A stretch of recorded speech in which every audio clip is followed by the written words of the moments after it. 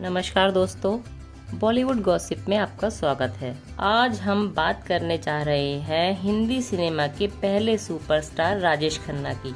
1969 से 1975 के बीच उनका ऐसा बोलबाला था कि उनकी हर फिल्म सुपरहिट होती थी। उनका स्टारडम इस लेवल पर था कि उस दौर में पैदा हुए ज्यादातर लड़कों के नाम भी राजेश रखे गए थे।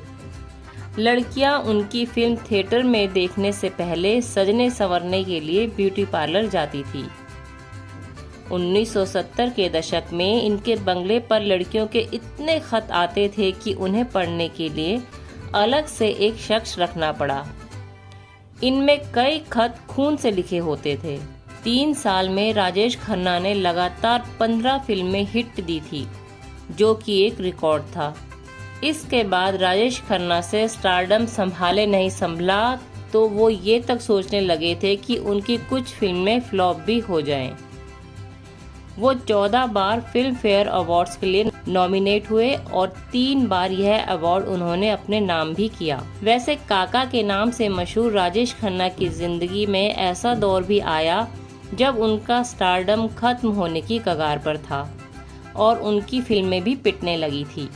कहा जाता है कि उन पर स्टारडम का जुनून सवार हो गया था और वो किसी को कुछ नहीं समझते थे।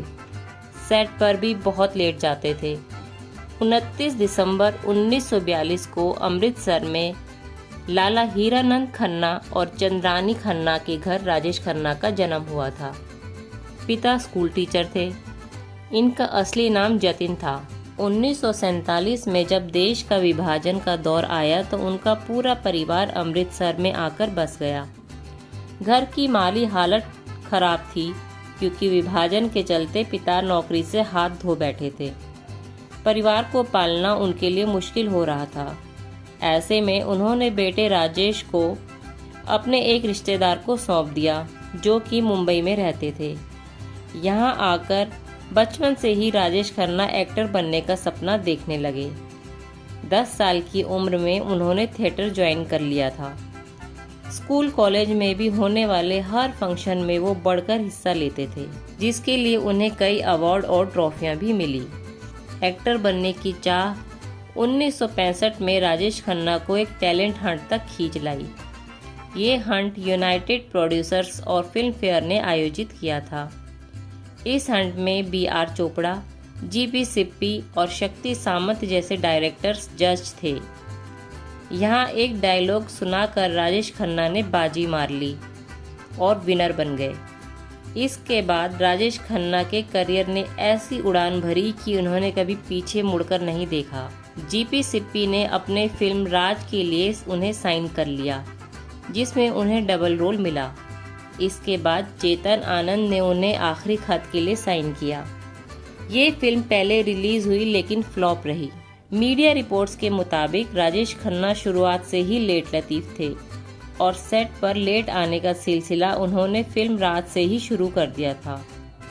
जब फिल्म की शूटिंग हुई तो राजेश खन्ना को सुबह 8 बजे सेट पर बुलाया गया, लेकिन वो 11 बजे पहुंचे। लोग ये देखकर हैरान रह गए कि नए होकर भी वो सेट पर पहले ही दिन लेट कैसे पहुंच सकते हैं। क्रू के कुछ सीनियर मेंबर्स ने उन्हें डांट भी लगाई, लेकिन इससे राजेश खन्ना पर कोई असर नहीं पड़ा। उल्टा उन्होंने सबसे कह दिया, देखिए करियर जाए भाड़ में और एक्टिंग की ऐसी की तैसी, मैं किसी भी चीज के लिए अपनी लाइफस्टाइल नहीं बदलूंगा। उनकी ये बात सुनकर सेट पर सन्नाटा छा गया। 1969 ही वो साल था जिसने राजेश खन्ना को अपार सफलता दी और उन्हें सुपरस्टार बना दिया। इस साल उनकी शर्मिला टैगोर के साथ फिल्म आराधना रिलीज हुई थी। फिल्म में वो शर्मिला के पति के रोल में थे जिसकी मौत हो जाती है। बाद में राजेश खन्ना को ही उनके बेटे के रोल में दिखाया गया। फिल्म में भले ही सेंट्रल कैरेक्टर शर्मिला का था, लेकिन डबल रोल में राजेश खन्ना अपनी छाप छोड़ने में कामयाब रहे।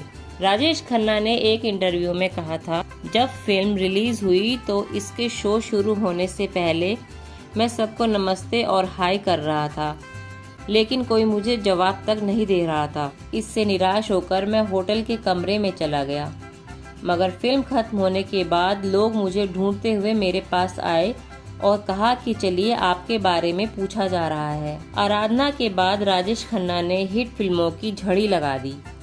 लगातार 14 फिल्में हिट हुई जो रिकॉर्ड आज तक नहीं टूट पाया।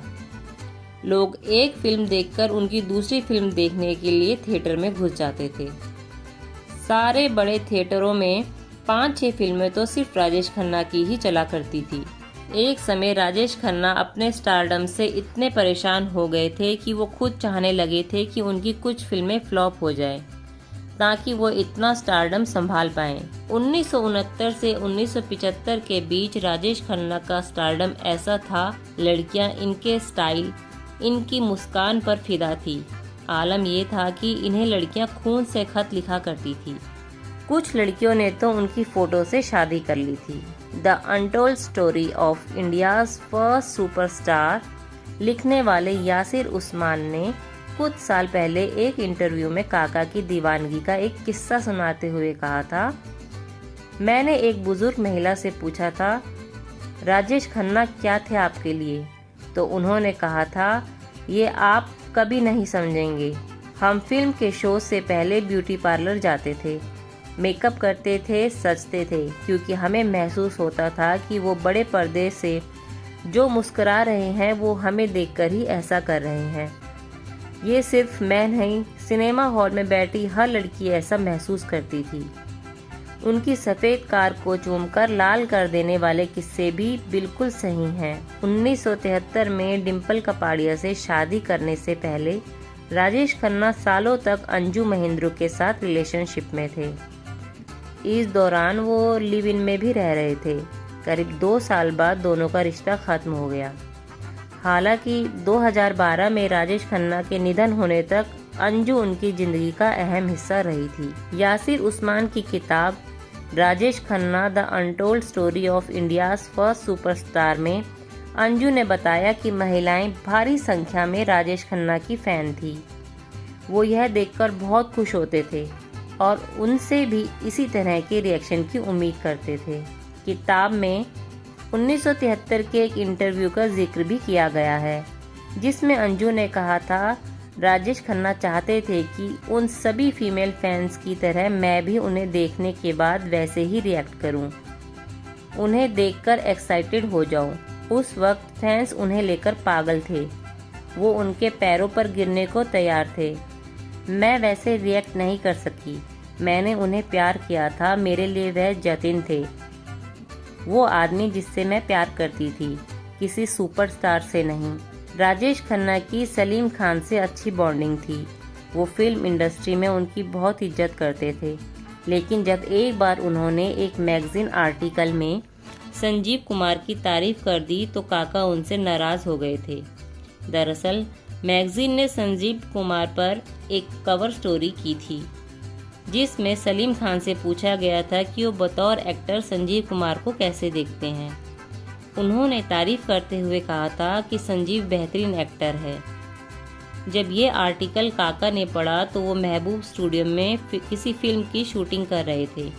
उन्होंने उसी वक्त किसी व्यक्ति को सलीम खान को बुलवाने के लिए भेजा।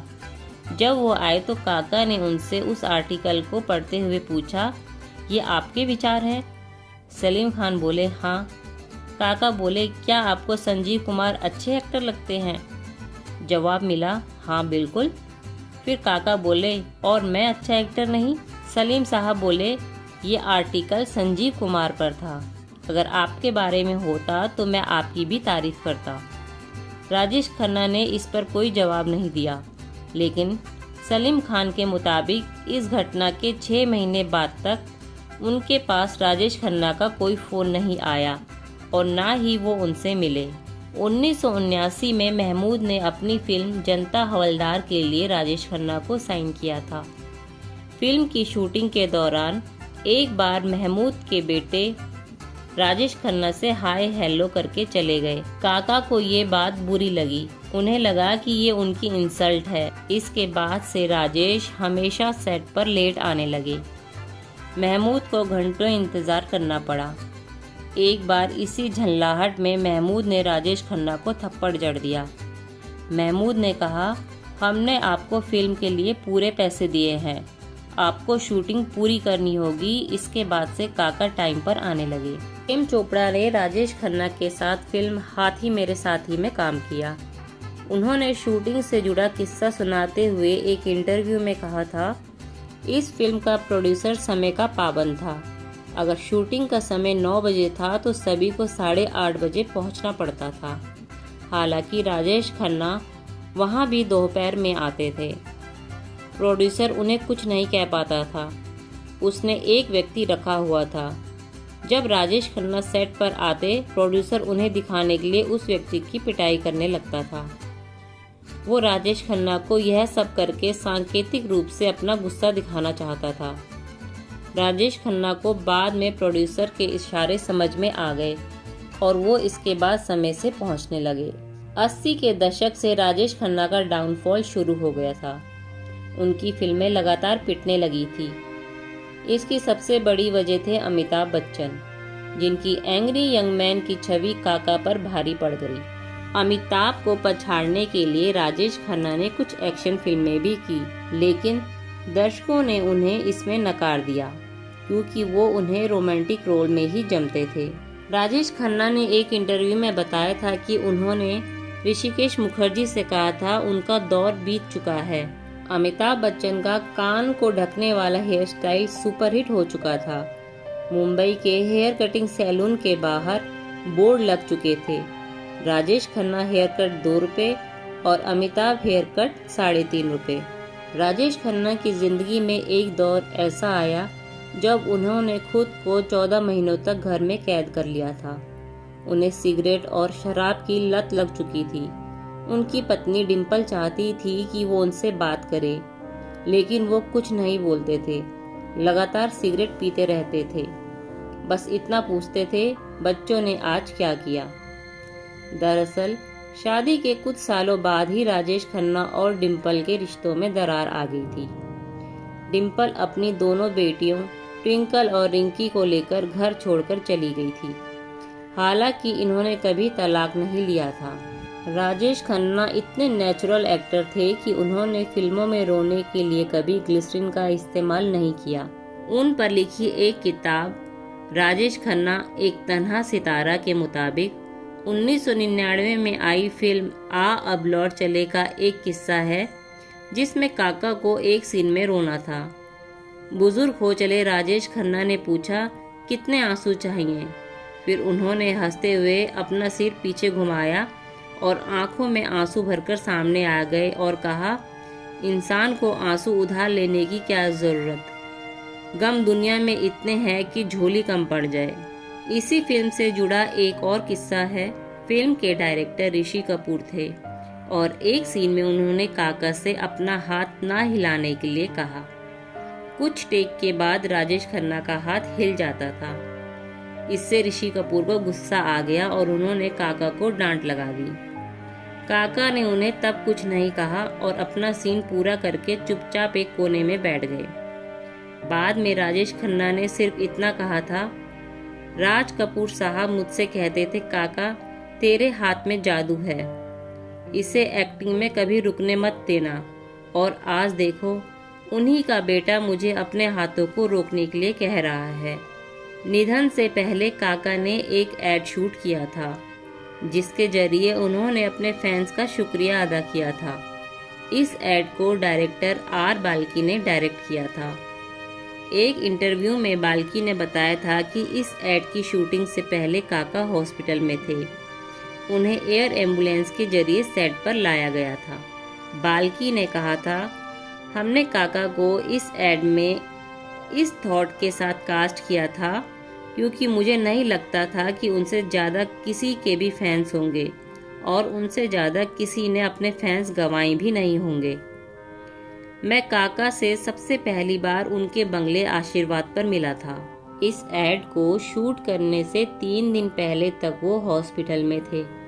हम इसे बेंगलोर में शूट करने वाले थे। मैंने काका से कहा कि हम एड पोस्टपोन कर रहे हैं, तो उन्होंने जवाब दिया, नहीं, मैं सेट पर आ रहा हूँ। 3 दिन बाद काका एयर एम्बुलेंस के जरिए सेट पर पहुँचे। उन्होंने कहा कि वो रिहर्सल करना चाहते हैं। जब मैं उनके रूम में पहुंचा तो एक लड़का उनकी ड्रिप बोतल पकड़े खड़ा था और दूसरा स्टैंड पकड़े हुए था। वो रूम में डांस करने की कोशिश कर रहे थे और उनको ऐसा करते देख मेरी आंखों में आंसू आ गए। शूट वाले दिन सेट पर उनके साथ कुछ लोग थे जो उन्हें असिस्ट कर रहे थे, पर जैसे ही कैमरा फेस करने का वक्त आया तो उन्होंने अपनी ड्रिप हटाई और बोले, कम ऑन एक्शन। उन्होंने 2 टेक दिए और उसके बाद बोले, माफ़ी चाहूँगा, मैं एक और कट देना चाहता हूँ पर दे नहीं सकता। हमने इस ऐड को 1.5 घंटे में शूट किया, जिसके बाद काका वापस चले गए। काका कभी अपनी इस ऐड को देख नहीं पाए क्योंकि कुछ ही दिनों बाद 18 जुलाई 2012 को उनका निधन हो गया। यह ऐड उनके करियर का पहला और आखिरी ऐड था। उनके आखिरी शब्द थे, पैकअप। राजेश खन्ना को भारतीय सिनेमा का पहला सुपरस्टार माना जाता है। उनके जैसा स्टारडम शायद ही किसी को नसीब हुआ हो। अपनी ख़ास तरह की अदाकारी और डायलॉग डिलीवरी के लिए मशहूर काका ने ज़्यादातर ऐसी फिल्मों में काम किया जिनमें ज़िंदगी और रिश्तों की बात की गई थी। एक्शन फिल्मों के दौर में उन्होंने रोमांटिक ड्रामा फिल्मों के ज़रिए कामयाबी की इबारत लिखी। 1969 से 1971 के बीच राजेश खन्ना ने 15 सोलो लीड रोल वाली फिल्मों में काम किया और सभी हिट रही। यह ऐसा रिकॉर्ड है जिसे कोई नहीं तोड़ सका है। शक्ति सामंत निर्देशित आराधना वो फिल्म है जिसके साथ राजेश खन्ना के सुपर स्टारडम का सफर शुरू हुआ था। हिंदी सिनेमा के पहले सुपरस्टार राजेश खन्ना आज भले ही इस दुनिया में नहीं है, मगर उन्हें उनकी एक्टिंग के लिए आज भी याद किया जाता है। उन्होंने अपने अभिनय से इंडस्ट्री में एक अलग छाप छोड़ी है। एक समय था जब उनके लिए काफ़ी तगड़ी फैन फॉलोइंग थी, लेकिन उनके बारे में इस बात को बहुत कम लोग ही जानते होंगे कि एक सफल एक्टर बनना उनके लिए काफ़ी मुश्किल रहा था। राजेश खन्ना की लाइफ में एक ऐसा समय आया जब सब कुछ खत्म होने लगा। इधर डिम्पल कपाड़िया के साथ उनके रिश्ते में दरार आने लगी और अमिताभ बच्चन की एंट्री हुई और उनका करियर थमने लगा। एक्टर के लिए ये वो समय था जब वो लगातार डाउनफॉल का सामना कर रहे थे। इस दौरान वो बिल्कुल अकेले पड़ गए थे, यहाँ तक कि जब 2005 में राजेश खन्ना को film fair life time achievement award देने का ऐलान हुआ, तब भी वो वहाँ अकेले ही दिखे थे। उन्होंने इस फंक्शन के लिए एक्स्ट्रा पास मांगे थे, लेकिन फिर भी उनके साथ कोई नहीं पहुँचा था। डाउनफॉल के बाद राजेश खन्ना को 2011 में कैंसर की बीमारी का पता चला। फिर जून 2012 में उनकी तबीयत लगातार बिगड़ने लगी, लेकिन लगातार इलाज के बाद भी वो ज़िंदगी से जंग हार गए और अंत में 18 जुलाई 2012 को उनका निधन हो गया। उनकी अंतिम यात्रा में करीब 10 लाख लोग शामिल हुए थे। राजेश खन्ना हिंदी सिनेमा के एक ऐसे अभिनेता थे जिनकी फिल्में आज भी दर्शकों के दिलों को आनंद से भर देती है। साल 1966 में फिल्म आखिरी खत से अपनी शुरुआत करने वाले राजेश खन्ना ने स्टारडम के उस मुकाम को छुआ जिसे पाने के लिए कई सितारे तरस गए। वह इंडियन फिल्म इंडस्ट्री के पहले सुपरस्टार बने। राजेश खन्ना को प्यार करने वालों में महिलाओं की लिस्ट काफ़ी लंबी थी। हालांकि सफलता जब सिर पर चढ़ जाए तो वह आपके लिए मुश्किलें भी खड़ी कर सकती है। कुछ ऐसा ही हुआ था राजेश खन्ना के साथ। जब उनके सामने तो लोग हंसकर बात करते थे, लेकिन जैसे ही वह पीठ करते उनके बारे में गलत बातें होना शुरू हो जाती। हिंदी सिनेमा के पहले सुपरस्टार राजेश खन्ना एक ऐसे इंसान थे जिसके कई चेहरे थे। किसी चेहरे से लोगों ने प्यार किया तो किसी ने नफरत। राजेश यानी हिंदी सिनेमा के काका के रिलेशनशिप, प्यार, मोहब्बत, झगड़े, जिद्दीपने, अड़ियल और ज़बरदस्त फैन फॉलोइंग तथा बेहतर एक्टर जैसे तमाम किस्से उनकी ज़िंदगी से जुड़े हैं। महिलाओं में ख़ास तौर पर अपनी ख़ास जगह बना चुके राजेश खन्ना दरियादिल शख्स थे। कहते हैं कि लोगों की मदद करने में भी कभी पीछे नहीं रहे। कई फिल्म मेकर का करियर संवार दिया, लेकिन क्या आप जानते हैं, सुपरस्टार राजेश खन्ना अपनी नौकरानी के घर मदद के लिए आधी रात को पहुंच गए थे। राजेश खन्ना फिल्मी दुनिया के अलावा राजनीति की दुनिया में भी हाथ आजमा चुके थे। एक वक्त था जब मुंबई छोड़ दिल्ली में रहने लगे थे। साउथ दिल्ली के सर्वप्रिय विहार में राजेश ने रेंट पर एक बड़ा सा फ्लैट लिया था। दिल्ली में उनके करीब रहे भूपेश रसीन नामक शख्स के पास राजेश की दरियादिली के तमाम किस्से भरे पड़े थे। भूपेश ने बताया था कि राजेश खन्ना के घर में काम करने वाली नौकरानी की बहन की बाईपास सर्जरी थी। राजेश ने उसकी सर्जरी का पूरा खर्च उठाया था। सर्जरी के बाद डॉक्टर ने कहा था कि करीब 3 महीने तक कोई काम नहीं कर सकती। ये बात कहीं ना कहीं उन्हें चुभ गई। राजेश खन्ना इस बात को लेकर परेशान हो गए कि अगर 3 महीने काम नहीं करेगी तो उसका घर कैसे चलेगा। भूपेश के पास आधी रात को फ़ोन किया और कहा कि जिप्सी निकाल। वो हैरान रह गए, लेकिन जिप्सी निकाली। कुर्ते पायजामे में राजेश बाहर निकले और कहा कि जनरल स्टोर वाले को फ़ोन करो और बोलो कि 6 महीने का राशन बड़े बड़े डिब्बों और जार में पैक करके रखे। भूपेश ने हैरान होकर कहा कि ये तो सुबह भी लेते, तो उन्होंने कहा कि नहीं, अभी इसी वक्त। आधी रात को 6 महीने का राशन जिप्सी में लादकर राजेश खन्ना भूपेश के साथ दिल्ली की लोधी कॉलोनी के पास बनी झुग्गियों में पहुंचे और उस नौकरानी के घर सारा सामान पहुंचवा दिया। भूपेश की माने तो वो हमेशा मदद के लिए तैयार रहते थे। राजेश खन्ना अपने स्टाफ के बच्चों की पढ़ाई से लेकर बेटियों की शादी की जिम्मेदारी भी निभाते थे। खुले दिल के आदमी थे, कभी पैसों की फिक्र नहीं की। आखिरी सांस तक दिल से सुपरस्टार रहे। ये जानकारी लेखक यासिर उस्मान की किताब राजेश खन्ना कुछ तो लोग कहेंगे से ली गई है। हसीनाओं के दिल पर राजेश खन्ना का इस कदर राज था कि एक झलक के लिए फीमेल फैंस घंटों इंतजार करती थी। राजेश खन्ना ने बॉलीवुड में जो स्टारडम देखा वो हर सितारे के लिए किसी सपने से कम नहीं। सिल्वर स्क्रीन पर उनका हुनर इस तरह चमचमाया है कि पूरा देश आज भी उनका मुरीद है। सुनते तो ये भी हैं कि हसीनाओं के दिल पर उनका इस कदर राज था कि एक झलक के लिए फीमेल फैंस घंटों इंतजार करती थी। जिस शख्स की पॉपुलैरिटी और स्टारडम इतना हाई हो, क्या उससे एक फिल्म के लिए हाथ पैर जोड़ने पड़ेंगे? ये सोचकर एक बार को हैरानी होती है। लेकिन राजेश खन्ना के फिल्मी जीवन में एक ऐसा दिन भी आया था। काका से जुड़े इस किस्से के बारे में खुद जावेद अख्तर ने एक इंटरव्यू में बताया। ये उन दिनों की बात है जब जावेद अख्तर और सलमान खान के पापा सलीम खान दोनों मिलकर फिल्मों की कहानी लिखते थे।